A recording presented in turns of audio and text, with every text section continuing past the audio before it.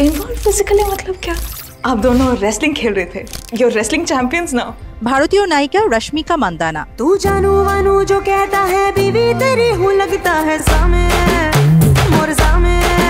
সৃষ্টিকর্তার সৃষ্টি সৌন্দর্যের বর্ণনা দিতে গিয়ে ওয়াজ মাহফিলে ভারতীয় এই অভিনেত্রীর উদাহরণ তুলে ধরেন মাওলানা আমির হামজা। রশ্মিকা মান্দানা নাম শুনেছেন?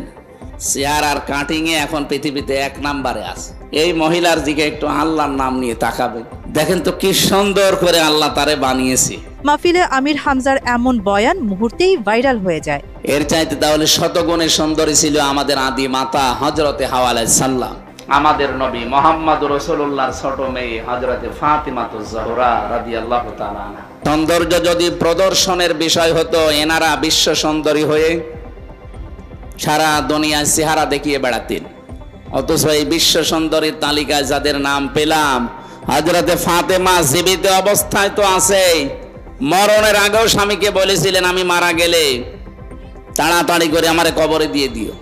বেশি মানুষ খবরও দেওয়ার দরকার নেই, মানুষ হয়তো কাপড়ের উপর দিয়ে আন্দাজ করতে পারে নবীর মেয়ে এরকম মোটা ছিল, এরকম পাতলা ছিল।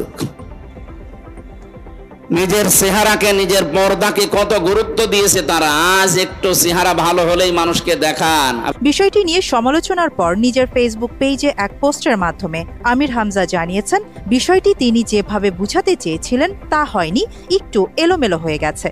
তিনি জানান, শেখ হাসিনার নির্দেশে তাকে কারাগারে নিয়ে ভয়াবহ নির্যাতন চালানো হয়, রিমান্ডে ব্রেনে বিদ্যুতের শক দেয়া হয় জানিয়ে আমির হামজা বলেন, শারীরিক নির্যাতনের কারণে তার অজান্তেই মুখ দিয়ে অসংলগ্ন কথাবার্তা বের হয়ে আসছে। তার আচরণ নিয়ন্ত্রণে থাকছে না বলেও জানান আমির হামজা। এই ঘটনায় দেশবাসী ও শ্রোতাদের কাছে ক্ষমা চেয়ে মুফতি আমির হামজা বলেন, তিনি শারীরিক ও মানসিকভাবে অসুস্থ। অনুরোধের কারণে দাওয়াত বাতিল করতে পারেন না উল্লেখ করে সবাইকে আশ্বস্ত করেন পরবর্তী সময়ে পরিপূর্ণ প্রস্তুতি ও যথাযথ চিকিৎসা নিয়ে মাহফিলে অংশ নেবেন। হযরতে আদম নবী হাওয়ার দিকে শুধু তাকালেন না, ধরতে গেলেন। আল্লাহ পাক বলেন তাকানো যাবে না, ধরাও যাবে না। হযরতে আদম আলাইহিস সালাম ওই দিনই বলেছিলেন আল্লাহ ধরাও যাবে, তাকানো যাবে, কোন কায়দা আছে বলেন? আল্লাহ পাক বলেন বিবাহ করা লাগবে। কি করা লাগবে বলেন? বলেন। মনে বলছেন আমি রাজি আছি বিয়ে করতে। আল্লাহ পাক বলেন শুধু বিয়ে করতে রাজি হলেই হবে না, বিয়ের আগে দেন মোহর দেওয়া লাগবে। আমার কাছে কিছু নেই।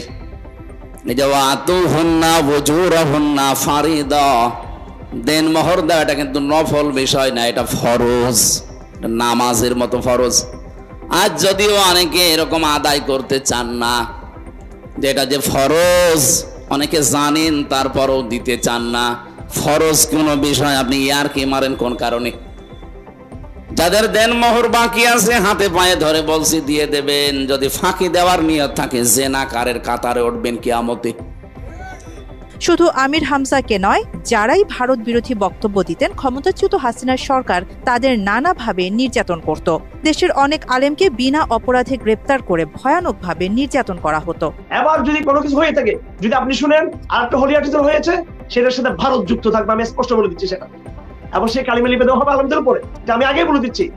আবার যদি শুনেন কোন একটা এরকম 17 আগস্টের মতো ধরেন এতগুলো জেলাতে একসাথে বোমা ফুটলো, আপনি ধরে নেবেন এটার সাথে এই বিদেশি শক্তি যুক্ত। আল্লামা সাইদি সাহেব ওদের রোশানলে পড়েছিলেন, জসিমউদ্দিন রহমানি ওদের রোশানলে পড়েছিলেন। শুধুমাত্র আমরাই না, বাংলাদেশের যে কোনো আলেম যদি একটু তথ্যবহুল আলোচনা করে ওদের চক্রান্তগুলো ফাঁস করে দেওয়ার মতো যোগ্যতা রাখে, তাদেরকে বিভিন্নভাবে গ্রেফতার করা হয়। ফ্যাসিস্ট সরকারের নির্যাতনে অনেক আলেম মানসিকভাবে অসুস্থ হয়ে পড়েছেন। আমির হামজা তাদের মধ্যে একজন। না, এখন থেকে ওলিমার সিস্টেম চালু হবে ইনশাআল্লাহ। আরিবা জাহান, বাংলা এডিশন। আমি তার অফিস তালা চালু করতে চাচ্ছি না, এটা হতে দেওয়া যাবে না, এটা আল্লাহর পুরা নিষিদ্ধ।